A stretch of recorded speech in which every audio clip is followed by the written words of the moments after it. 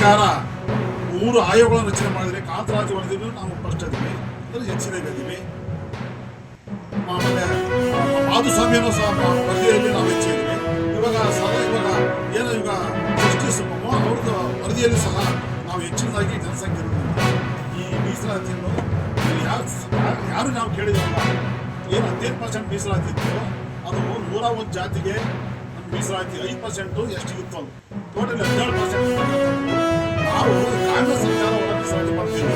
ಏನಂದ್ರೆ ನಿಜವಾದ ಶೋಷಿತ ಸಮಾಜಕ್ಕೆ ಕೆಳಹಂತದ ಮಾದಿಗೆ ಜನಾಂಗ ಇವತ್ತು ನಾಯಿ ನರಿ ಎಲ್ಲನೂ ಇವತ್ತು ಮನೆ ಒಳಗೆ ಸಾಕ್ತಾರೆ ಲಕ್ಷಗಳನ್ನು ಕೊಟ್ಟು ಈ ಜನಾಂಗನ ಒಳಗೆ ಬಿಡಿಸ್ತಕ್ಕಂಥ ಪರಿಸ್ಥಿತಿ ಇವತ್ತು ನೀವೆಲ್ಲ ನೋಡಿದಿರಿ ಸ್ನೇಹಿತರೆ. ಯಾಕಂದ್ರೆ ಕಾಂಗ್ರೆಸ್ ಸರ್ಕಾರ ಹೇಳ್ತಾರೆ ಇನ್ನ 38,000 ಕೋಟಿ ಕೊಟ್ಟರು ಇನ್ನ ಇವರ ಸ್ಥಿತಿಗತಿ ಇನ್ನ ಇಲ್ಲ ಪತ್ರಿಕೆಯಲ್ಲಿ ನೋಡಿದ್ರೆ ಅಂದ್ರೆ ಯಾವ ಮಟ್ಟಕ್ಕೆ ನಮ್ಮನ್ನ ಕುಣಿಗಲ್ ತಾಲೂಕಿನ ಎಲ್ಲ ಜನತೆಗೆ ಪ್ರತಿ ಬಾರಿ ಹೇಳ್ತಾ ಇರ್ತೇನೆ, ಪುನೀತ್ ಅವರ ಹೃದಯ ಆಘಾತ ಬಹಳಷ್ಟು ಕುಟುಂಬಗಳಿಗೆ ಏನು ತೊಂದರೆ ಆಗುತ್ತೆ ನಿವಾರಣೆ ಮಾಡಲಿಕ್ಕೆ, ತಡೆ ಹಿಡಿಯಲಿಕ್ಕೆ ಹೆಚ್ಚಿನದಾಗಿ ಇವತ್ತು ನಮ್ಮ ಡಾಕ್ಟರ್ ಮಧುಸೂದನ್ ಮತ್ತು ನಮ್ಮ ಶ್ರೀನಿವಾಸ ಮತ್ತು ಡಾಕ್ಟರ್ ನವೀನ್ ಅವರನ್ನೆಲ್ಲರಿಗೂ ಕೇಳ್ಕೊತಾ ಇದ್ದೀನಿ. ಪ್ರತಿ ತಿಂಗಳು ನನಗೆ ಏನು ಹೃದಯ ತಪಾಸಣೆಯನ್ನು ಮಾಡಬೇಕು ಶಿಬಿರವನ್ನು ಅಂತೇಳಿ ಇವತ್ತು ಸಹ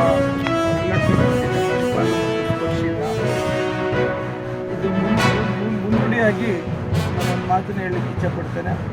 ನಾನು ಸಪ್ತಗಿರಿ ಆಸ್ಪತ್ರೆ ಡಾಕ್ಟರ್ ಮನೋಜ್ ಅವರು ಓನರ್, ಅದಕ್ಕೆ ಅವ್ರನ್ನ ಕೇಳಿಕೊಂಡೆ ನನಗೆ ಒಂದು ಪ್ರತಿ ವಾರ ಮಾಡಿಕೊಡಿ ಅಂತ. ಇವತ್ತು ಪ್ರತಿ ಬುಧವಾರ ನಮ್ಮ ಕುಣಿಗಲ್ ತಾಲೂಕಲ್ಲಿ ಕಾರ್ಡಿಯಾಲಜಿಸ್ಟು ಮತ್ತು ಟೆಕ್ನಿಷಿಯನ್ ಸಮೇತ ಎಕೋ ಮಿಷಿನಲ್ಲಿ ಮಾಡ್ತಾ ಇದ್ದಾರೆ. ಸುಮಾರು 50 ಜನ ಪ್ರತಿದಿನ ತೆಗೆದುಕೊತಾ ಇದ್ದಾರೆ. ಆ ಒಂದು ಫೆಸಿಲಿಟೀಸ್ನ ಅದೇ ರೀತಿ ಇನ್ನೊಂದು ದಿನ ಬೇಕು ಅಂತ ಕೇಳ್ತಾ ಇದ್ದೀನಿ. ಮುಂದಿನ ದಿನಗಳಲ್ಲಿ ಮಾಡೋದಕ್ಕೆ ಪ್ರಯತ್ನವನ್ನು ಮಾಡ್ತೇನೆ. ಅದನ್ನು ತಾವೆಲ್ಲ ಬಂದು ಬಳಸ್ಕೋಬೇಕು ಅಂತ ಹೇಳ್ತಾ ಇದ್ದೀನಿ. ಅದ್ರ ಜೊತೆ ಇವಾಗ ಡಾಕ್ಟರ್ ರೋಷನ್ ಹೊಸದಾಗಿ ಬಂದಿರೋಂಥ ನಮ್ಮ ಆಪ್ಟಾಲ್ಮಾಲಜಿಸ್ಟು ಇವತ್ತು 50 ಪೇಷಂಟ್ಸ್ ಪ್ರತಿದಿನ ನೋಡ್ತಾ ಇದ್ದಾರೆ. ಈಗ ಕ್ಯಾಟ್ರಾಕ್ಟ್ ಸರ್ಜರೀಸ್ಗಳನ್ನ ಕುಣಿಗಲ್ ತಾಲೂಕಲ್ಲಿ ಅತಿಯಾಗಿ ಹೆಚ್ಚಿನದಾಗಿ ಮಾಡಲಿಕ್ಕೆ ಪ್ರಯತ್ನವನ್ನು ಮಾಡ್ತಾಯಿದ್ದೀವಿ. ನಾವೆಲ್ಲ ಬಂದು ನೀವು ಲಿಸ್ಟನ್ನ ನಮ್ಮಲ್ಲಿ ಒಂದು ಲಿಸ್ಟನ್ನು ಇಟ್ಟಿದ್ದೀವಿ, ಅಲ್ಲಿ ನೀವು ನೋಂದಾಯಿಸ್ಕೊಂಡ್ರೆ ನಮ್ಮ ಮುಂದಿನ ದಿನಗಳಲ್ಲಿ ಇಲ್ಲಿ ಮಾಡಿಸೋದು, ಈಗ ಹೊರಗಡೆ ಮಾಡಿಸೋದು ನಿರ್ಧಾರ ತೆಗೆದುಕೊಂಡು ಮಾಡ್ತಾ ಇದ್ದೀವಿ.